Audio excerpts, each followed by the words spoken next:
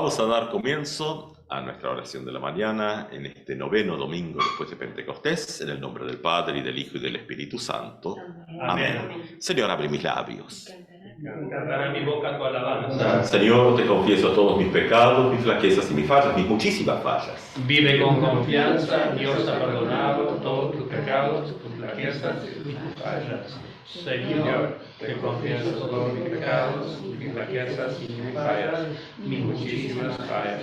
Vive con confianza, Dios ha perdonado todos tus pecados, tus flaquezas y tus fallas. Gloria al Padre, y al Hijo, y al Hijo y al Espíritu Santo, ahora y es siempre. ahora y siempre. Amén. Y escuchamos la lectura para este noveno domingo después de Pentecostés, San Mateo, capítulo 13, versículos 31 al 33.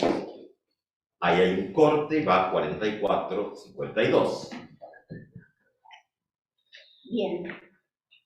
Se encuentra en la página 1434. 1434. Mateo, capítulo 13, versículos del 31 al 33. Y dicen así. También les propuso otra parábola. El reino de los cielos se parece a un grano de mostaza que un hombre sembró en su campo. En realidad, esta es la más pequeña de las semillas, pero cuando crece es la más grande de las hortalizas, y se convierte en un arbusto de tal manera que los pájaros del cielo van a cobijarse en sus ramas. Después les dijo esta otra parábola. El reino de los cielos se parece a un poco de levadura que una mujer mezcla con gran cantidad de harina hasta que fermenta toda la masa. El versículo 44 al 52 dice así. El reino de los cielos se parece a un tesoro escondido en un campo. Un hombre lo encuentra, lo vuelve a esconder y, lleno de alegría, vende todo lo que posee y compra el campo. El reino de los cielos se parece también a un negociante que se dedicaba a buscar perlas finas y, al encontrar una de gran valor, fue a vender todo lo que tenía y la compró. El reino de los cielos se parece también a una red que se echa al mar y recoge toda clase de peces. Cuando está llena, los pescadores la sacan a la orilla y, sentándose, recogen lo bueno en canastas y tiran lo que no sirve. Así sucederá al fin del mundo. Vendrán los ángeles y separarán a los malos de entre los justos, para arrojarlos en el horno ardiente.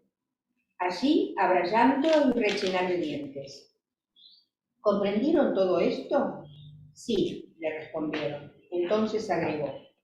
Todo escriba convertido en discípulo del reino de los cielos se parece a un dueño de casa que saca de sus reservas lo nuevo y lo viejo. Palabra de Alabamos. Gracias, paz a ustedes, de Dios nuestro Padre, de su Hijo Jesucristo. Amén.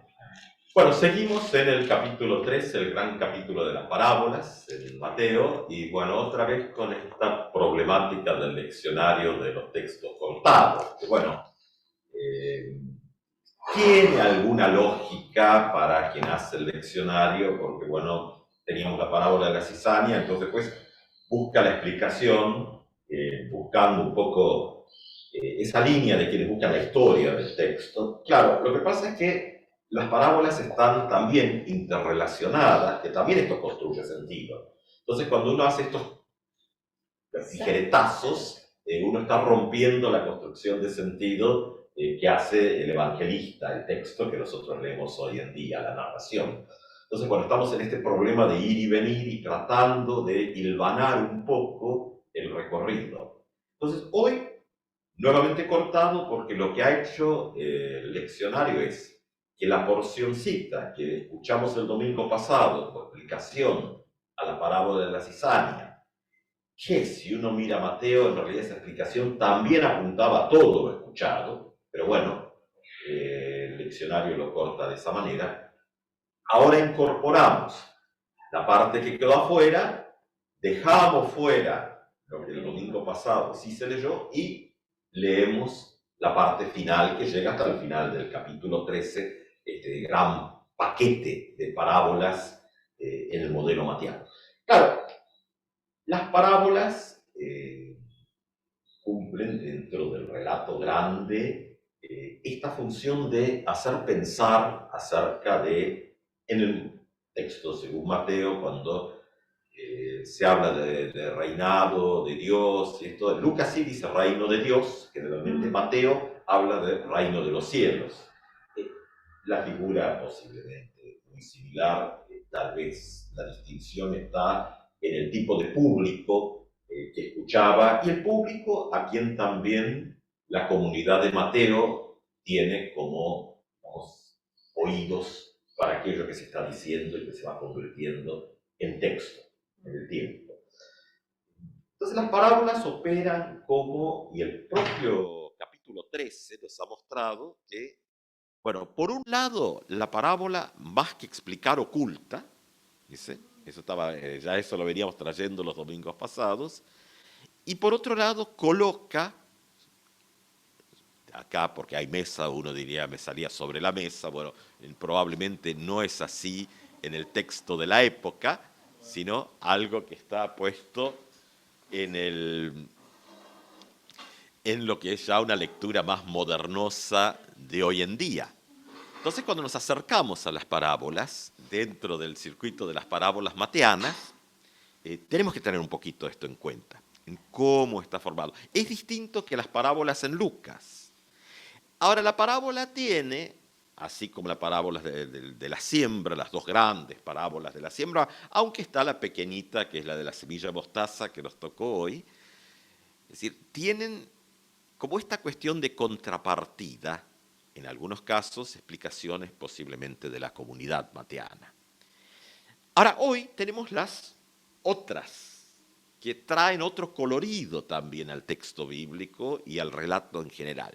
Las pequeñas parábolas de la semilla de mostaza, es la semilla que es plantada en el campo, más allá de las discusiones con los agrónomos, si es o no la más pequeñita, porque bueno, también, a ver, de mi primer grupo de confirmación, creo que es ahora bueno, señor doctor y agrónomo, y me decía, bueno, pero no es la más pequeñita. Después decía, bueno, y las semillas no caen en tierra y mueren, como se canta, la semilla no muere, simplemente es un proceso. Pero bueno, eso se lo vamos a dejar a los agrónomos y a las cuestiones más finas. Dejemos lo poético del texto que nos siga generando imágenes, imágenes poéticas.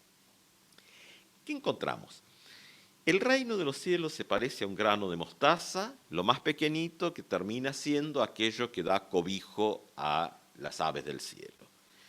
Y la otra, la de la levadura, algo pequeñito también, el trozo de masa anterior, que hace que fermente una gran cantidad. O sea, parábolas que lo que nos van llevando es a pensar lo pequeño que modifica algo mucho más grande.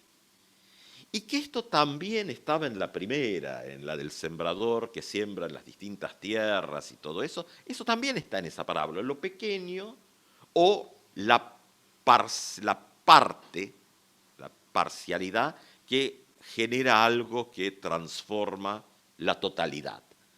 ¿Qué es lo que está pasando aquí si las leemos completas? Que inclusive con estas finales, la de la red, o sea, bueno, el tesoro escondido, es decir, pequeña parábola que dice, bueno, que quien conecta con la idea del reino está dispuesta de poner todo su esfuerzo, toda su inversión, todo lo que querramos, en buscar en esto. Y la de los peces, que, bueno, esa es una más parecida a esta de la cizaña, bueno, y también tiene esta cuestión de el cierre con el, como dice acá, el llanto y rechinar de dientes, que también ya lo hemos escuchado. Claro, ¿qué es lo que está pasando? Las parábolas están moviendo el escenario de la época.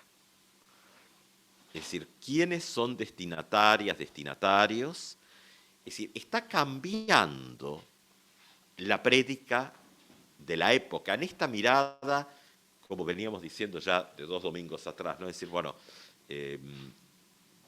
¿cómo nos relacionamos con una idea de Jesús hoy en día? Esto de, y lo que traíamos la idea de Richard Niebuhr, es decir, bueno, Jesús transformador de la cultura. Y cuando decimos cultura, nos estamos refiriendo a todo el entorno social, ¿no? O sea, como que no es una cosa puntual de, bueno, va a transformar alguna pequeña acción, no, es la transformación de toda la realidad.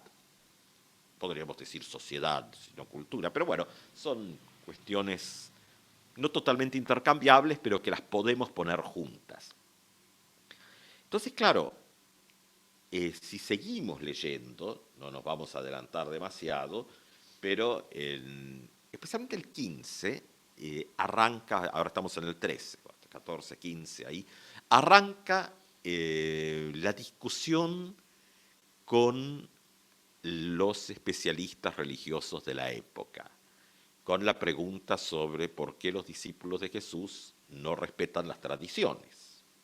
Entonces, y va apareciendo este conflicto de una construcción que después hay que ver si es solo de época, y si no tenemos algo de eso hoy en día también, de las preguntas, donde la sociedad de época, la cultura de la época, al menos en cómo nos lo pinta el texto como construcción, es decir, tenía mucha claridad en quiénes estaban, digamos, para ponerlo en un lenguaje más actual, en, entre comillas, comunión con Dios y quiénes no. Y para lo que pinta el texto, no necesariamente es histórico, pero como lo pinta el texto, aquellos que en la época se consideran en comunión son los observantes de la ley. Ahora, los beneficiarios y beneficiarias finalmente de la predicación de Jesús parece que va a ir por otro lado. Entonces, porque lo que las parábolas traen es esto de, y ahí es el riesgo a veces de las prédicas de corte más moralista, porque, claro, ¿qué pasa con eso? La prédica de corte más moralista, finalmente, si uno la pasa por el tamiz, termina diciendo, y bueno, hay que portarse bien. Bueno, con lo que eso pueda significar, ¿no? Pero el problema es que, claro, porque después portarse bien a veces es no decir nada, dejar que todo pase, callarse la boca ante las injusticias, callarse la boca ante todo. Claro, esa prédica en el fondo a los circuitos del poder les cae bien, es una prédica de decir, bueno, no, eso predíquenlo, porque trae así un adormecimiento. Claro, no es lo que pasó con las parábolas de Jesús, ni la vida y todo el recorrido del propio Jesús, que bueno, no termina de casualidad en la cruz esta parte del recorrido. O sea, claro, es un producto de una reacción después de aquellos que estaban contentos de cómo estaban las cosas y terminaron leyendo que este desgraciado ha dicho que somos los que vamos a ser arrojados al horno de fuego, dice, pero ¿cómo? Porque lo que las parábolas hacen es sacuden el tablero, trastocan la cosa.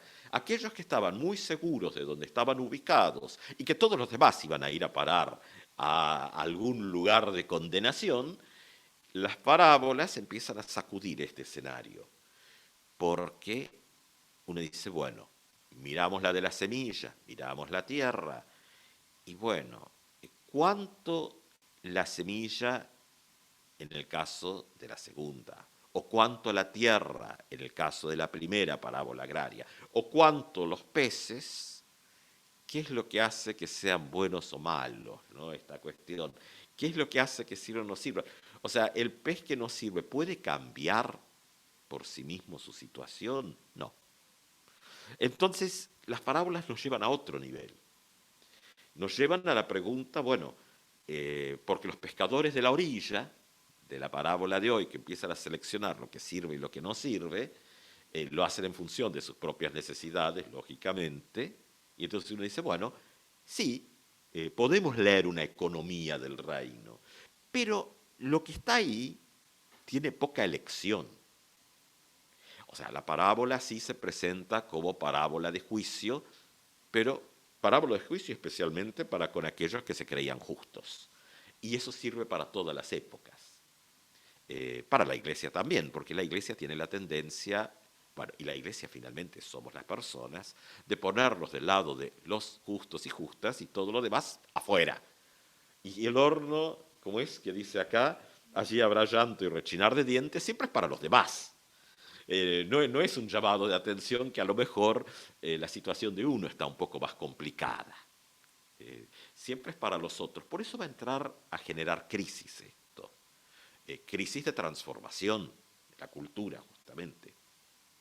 Ahora, también esta crisis abre todo un espacio sobre el concepto, la idea de la gracia de Dios como única posibilidad.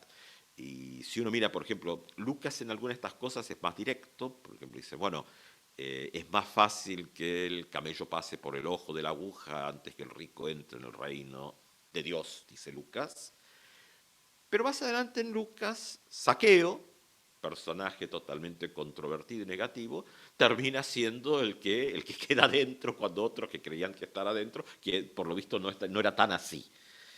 Deja esto abierto también de que hay una acción externa que es justamente la acción de Dios, lo que llamamos la gracia de Dios, la presencia de Dios en la historia.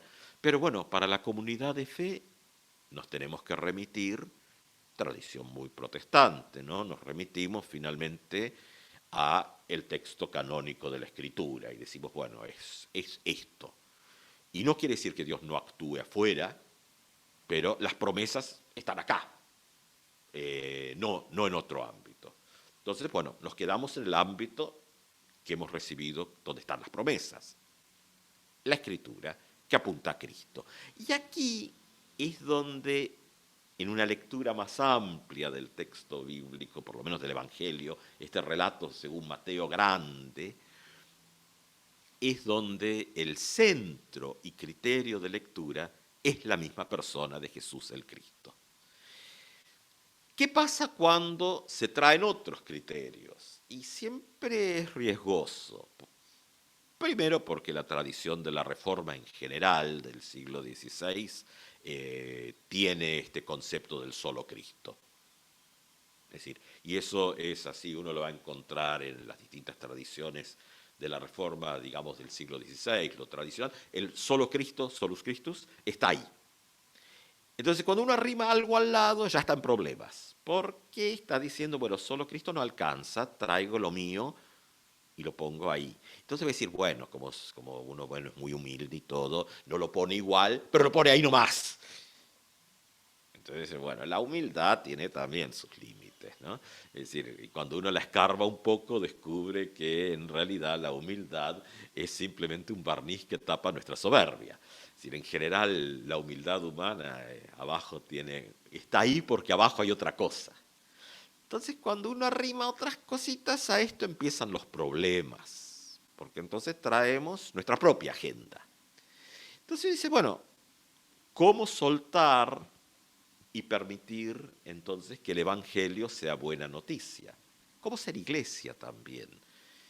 Y ahí, bueno, uno puede navegar un poquito y ahí uno ajustando un poco. La tradición luterana hace un énfasis muy fuerte que no hay indicadores externos más que la palabra y los sacramentos. Lo demás, bueno, es simplemente formatos humanos, que pueden ser de una manera, pueden ser de otras. No hay idea de, como por ahí en otras tradiciones, la episcopalidad u otros elementos, sino la iglesia no es tanto lo que es, sino lo que ocurre. Y hay iglesia cuando, la palabra se va a ver, artículo 5, 7 la iglesia, 5 la justificación de la confesión de Augsburgo, ¿no? Cuando iglesia es, a cuando la palabra se predica con una concepción genuina, depende si tomamos el texto alemán o el latino cuando traducimos, y los sacramentos son administrados según enseña la Biblia. ahí hay iglesia. Entonces, claro, ya no tiene que ver con el cartel de afuera. Es decir, Walter en sus conferencias tronantes del 1800 dice, bueno, que haya un cartel que diga Iglesia Evangélica Luterana afuera no garantiza que ahí haya una iglesia, dice. No resultó simpático en la época. Ahora tampoco. Y que diga, y dice, y cualquier secta donde de pronto se está predicando la palabra tal como está presentada en el relato bíblico y los sacramentos administrados, pueden seguir la Biblia, ahí hay iglesia, dice Walter. Es decir, saca el modelo, paradigma, como querramos llamarlo, social, y lo lleva a algo mucho más profundo. Es el juego que hacen las parábolas. Rompen aquellos moldes a los cuales estamos acostumbrados, y entonces dicen, sí, pero fíjense que, y traen otra cosa. Por eso, así como aún las parábolas simpáticas tienen lo suyo, ¿no? Ya lo hemos mencionado, esta semana hablaba con un colega que decía, bueno, también las parábolas lucanas tienen lo suyo, ¿no? Y decía, bueno, porque ya lo hemos dicho. Uno dice, bueno, la oveja perdida, una parábola hermosa que enseñamos a los niños, y sí, es una parábola linda. La moneda perdida, y uno dice, sí, bueno, pero ¿quién perdió la oveja? ¿Quién perdió la moneda? Pues después decimos, y entonces es Dios, es Jesús que sale a buscar la ovejita perdida, lo cual está bien. Sí, sí, pero si uno hace la pregunta, se para un poquito y mira la parábola, dice, bueno, sí, claro, pero ¿quién era el responsable de cuidar las ovejas? El mismo que la perdió, ¿no? Entonces, ¿qué estaba haciendo? Bueno, ahí es donde llega, las parábolas también van preparando un escenario. Es decir, porque Dios no niega responsabilidad, todo lo contrario, Dios en Jesucristo asume la responsabilidad de redimir la creación. Entonces, junto con esto de un Cristo transformador de la cultura, está esta idea en el texto de Dios que asume la responsabilidad de lo que los seres humanos no podemos hacer. Los peces no son lo que son y no pueden elegirlo. Los distintos tipos de tierra del comienzo del capítulo son lo que son y tampoco pueden elegir. Son tierra, y si algo es camino es porque algún otro lo hizo y no fue una elección de la tierra que democráticamente dijeron, bueno, y ahora votamos. No, es como está.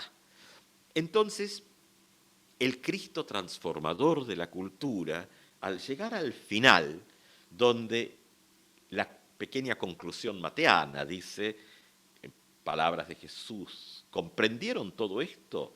Sí, le respondieron. Entonces agregó, todo escriba convertido en discípulo del reino de los cielos se parece al dueño de casa que saca de sus reservas lo nuevo y lo viejo. Escriba convertido en discípulo. Es decir, hay un cambio, hay una transformación de lo que está. O sea, son las mismas cosas, pero se organizan de otra manera. Es decir, no hay un borrar la historia y decir, bueno, y ahora en más va a ser así. No, reorganiza lo que está. Y entonces ahí es donde, junto con un Cristo transformador de la sociedad, de la cultura, donde ocurre, según estas parábolas, desde lo pequeño.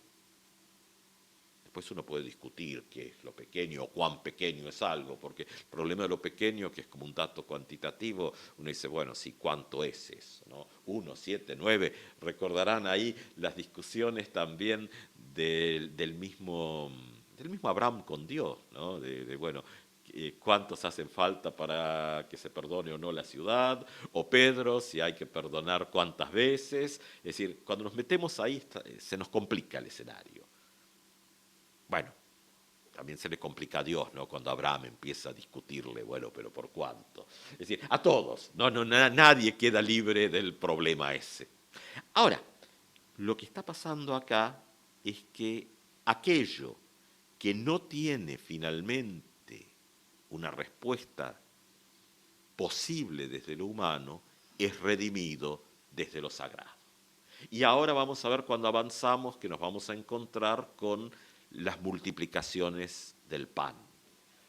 Es decir, ante la falta que después cuando lleguemos a esos relatos, vamos a tener ahí para debatir qué es un poco el concepto de falta, donde Dios interviene y hay pan.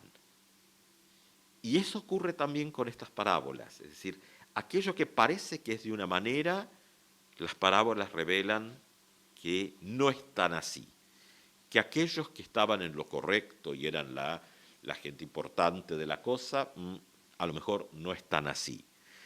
Que lo pequeñito genera cambios en la totalidad, también. Y ahí entra a jugar un poco la función de la iglesia, porque la función de la iglesia es, en primer lugar, ser iglesia.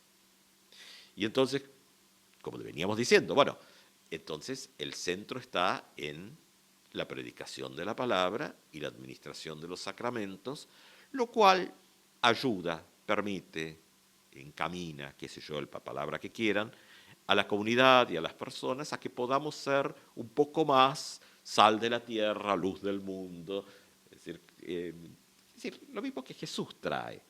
Pero el poder ser sal de la tierra y luz del mundo para la comunidad de fe es justamente esta conexión con la palabra y sacramento, porque finalmente, ¿qué son los sacramentos? Es la palabra unida a elementos de la naturaleza, ¿no? Ya sea el agua, ya sea el pan, el vino, es decir, a los elementos. Pero finalmente es una sola cuestión que es la palabra bajo distintas formas. Ahora, cuando esta conexión se da, la iglesia entra a ser justamente levadura que mueve la masa, llega a ser semillita que permite finalmente que los pájaros, que no eran los amigos precisamente de los sembradores porque se comían la semilla, ¿no? ¿Se acuerdan que en el camino vienen los pájaros del cielo y se las comen?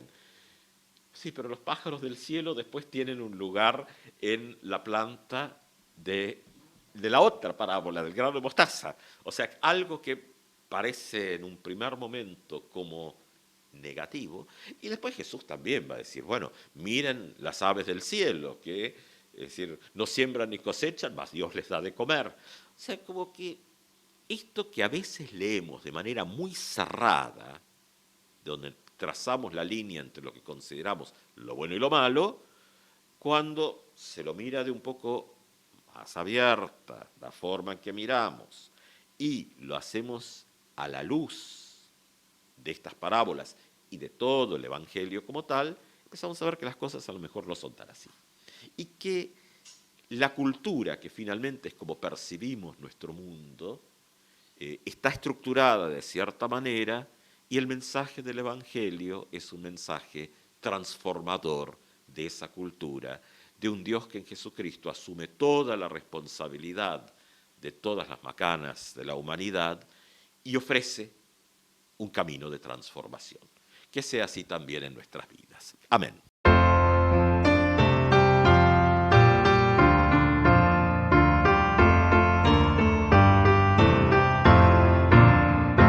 Como Cristo nos amó, nadie pudo amar jamás. Él nos guía como un faro en un mar de oscuridad. Al partir con Él el pan, alimenta nuestro amor. Es el pan de Dios, el pan de la unidad. Es mi cuerpo, vengan a comer. Es mi sangre, vengan a beber, porque soy la vida, yo soy el amor. A tu amor eterno llévanos, Señor. Como Cristo nos amó, nadie pudo amar jamás. En su pueblo era un obrero como todos los demás.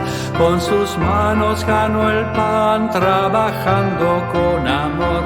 Él conoce la pobreza y el dolor. Es mi cuerpo, vengan a comer. Es mi sangre, vengan a beber, porque soy la vida, yo soy el amor, a tu amor eterno llévanos, Señor.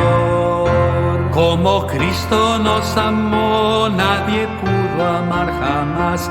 Al morir en una cruz, Él nos dio paz y libertad, pero al fin resucitó por la fuerza del amor y salió de su sepulcro vencedor. Es mi cuerpo, vengan a comer. Es mi sangre, vengan a beber, porque soy la vida, yo soy el amor, a tu amor eterno llévanos, Señor.